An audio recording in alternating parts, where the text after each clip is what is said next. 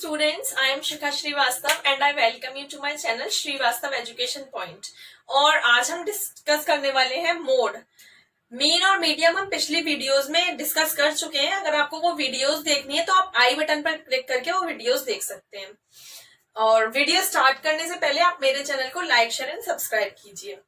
Start करते हैं। What is mode?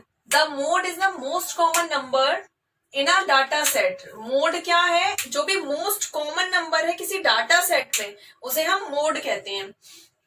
जैसे कोई भी डाटा सेट है, ये डाटा सेट है, ये तो मैंने एग्जांपल के लिए लिख रखा है। जो भी डाटा सेट है उसमें मोस्ट कॉमन नंबर जो है वो मोड कहलाएगा। It is a most repetitive number. जो नंबर सबसे ज्यादा बार रिपीट हो रहा है, मोस्ट रिपीटिव नंबर जो है डाटा सेट में, उसे भी हम मोड बोलेंगे। अब फॉर्मूला क्या है, कैसे कैलकुलेट करेंगे? z is equals to L1 plus F1 minus F0 upon 2F1 minus F0 minus F2 multiply by I। ये फॉर्मूला है, इससे हमें कैलकुलेट करना है। लेकिन ये फॉर्मूला हमें कब पुट करना है, कब यूज करना है? ये हमें करना है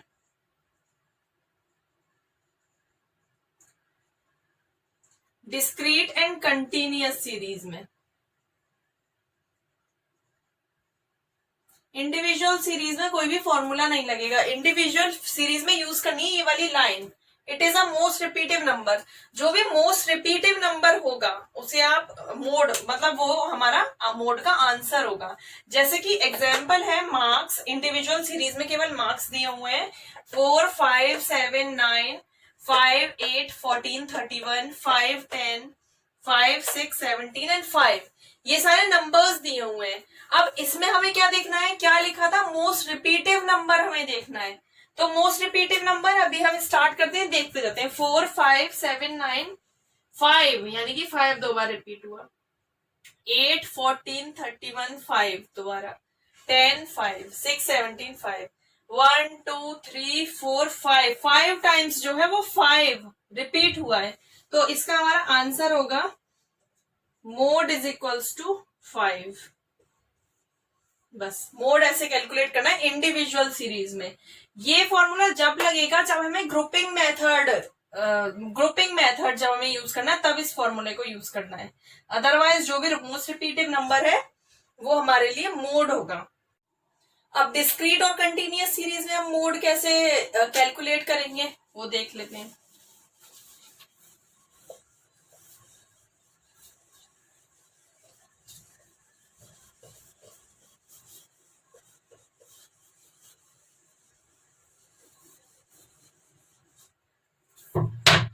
पहले हम देखते हैं कि हमें डिस्क्रीट सीरीज में कैसे कैलकुलेट करना है। डिस्क्रीट सीरीज में हमें दिया होगा, मार्क्स दिया है 10, 20, 30, 40 एंड 50 और फ्रीक्वेंसी दी है 5, 7, 9, 8, 2। तो जो भी हायर फ्रीक्वेंसी होगी, जिस मार्क्स के साथ हायर फ्रीक्वेंसी जुड़ी होगी वो मार्क्स मोड होगा। जैसे कि सबसे हायर फ्रीक्वेंसी कौन सी है? 9। तो 9 के साथ कौन सा मार्क है? 30। तो आंसर होगा मोड इज इक्वल्स टू 30। बस सिंपल। ये है, हमें ग्रुपिंग मेथड यूज नहीं किया है, हमने सिंपल तरीके से जो मोड कैलकुलेट किया है वो है। अगर हमें ग्रुपिंग मेथड यूज करना है तो डिस्क्रीट सीरीज में अलग होगा। मैं कंटिन्यूअस सीरीज में बता देती हूँ कि ग्रुपिंग मेथड कैसे यूज करना है। सेम वैसे ही आपको डिस्क्रीट सीरीज में भी यूज करना है। तो कंटिन्यूअस सीरीज में जैसे कि क्लास इंटरवल दिया होगा 0 to 10, 10 to 20, 20 to 30, 30 to 40 और 40 to 50। ठीक है। फ्रीक्वेंसी दी है 1, 3, 5, 2, 4 ये दी हुई है फ्रीक्वेंसी। अब हमें ग्रुपिंग मेथड में क्या करना है? सबसे पहले हम लिखेंगे class interval 0 to 10, 10 to 20, 20 to 30, 30 to 40, 40 to 50। Frequency लिखेंगे 1 3 5 2 4। अब क्लास इंटरवल और फ्रीक्वेंसी लिखी है हमने। अब फ्रीक्वेंसी के हमें बहुत सारे 6 फ्रीक्वेंसी हमें 6 बनानी है। कैसे बनानी है वो मैं बताती हूँ। सबसे पहले 2 2 के पेयर बना के हमें ऐड करना है। 3 1 और 3 4, 5 and 2 7। बस अगर लास्ट फ्रीक्वेंसी बची है तो इसका कुछ नहीं करना है, इसको छोड़ देना है ऐसे। अब स्टार्टिंग की एक फ्रीक्वेंसी छोड़ने के बाद सेकंड और थर्ड 2 2 पेयर्स, 5 and 3 8। अब 2 और 4, 2 and 4 6। इसके बाद 3 3 के पेयर्स, ये 2 का पेयर 2 का पेयर, एक फ्रीक्वेंसी छोड़ के 2 का पेयर। अब हमें बनाना है 3 के पेयर। फर्स्ट सेकंड और थर्ड तीनों फ्रीक्वेंसी ले लेंगे। 1 and 3 4, 4 plus 5 is equals to 9। इसके बाद बचती है 2 फ्रीक्वेंसी, तो इन फ्रीक्वेंसी का कुछ भी नहीं करना है, ऐसे ही छोड़ देना है। अगर इसके नीचे एक और होती तो हम इन तीनों फ्रीक्वेंसी को भी ऐड कर लेते। इसके बाद स्टार्टिंग की फर्स्ट फ्रीक्वेंसी छोड़ के सेकंड थर्ड और फोर्थ इन तीनों को ऐड करेंगे। 3 and 5 8 और 2 10। इसके बाद एक ही फ्रीक्वेंसी बचती है, छोड़ दो। फर्स्ट और सेकंड दोनों फ्रीक्वेंसी छोड़ के थर्ड से स्टार्ट करना है, थर्ड फोर्थ एंड फिफ्थ। यानी कि 5 और 2 7, 7 और 4 11। ये फ्रीक्वेंसी है। इसमें सबसे हायर फ्रीक्वेंसी 5, इन दोनों में हायर 7, इन दोनों में हायर 8। अब ये तो एक ही है, इसमें से तो हायर देख नहीं सकते, तो ये ऐसी ले लेंगे। अब हमें एक एनालिटिकल टेबल बनानी है, या नीचे बना देती हूँ। एनालाइसिस करते हैं।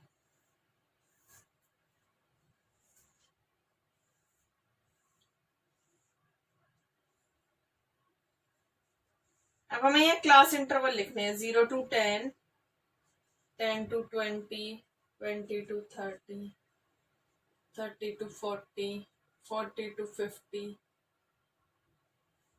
एक रह गई क्या? नहीं, ठीक है, 5 हो गई।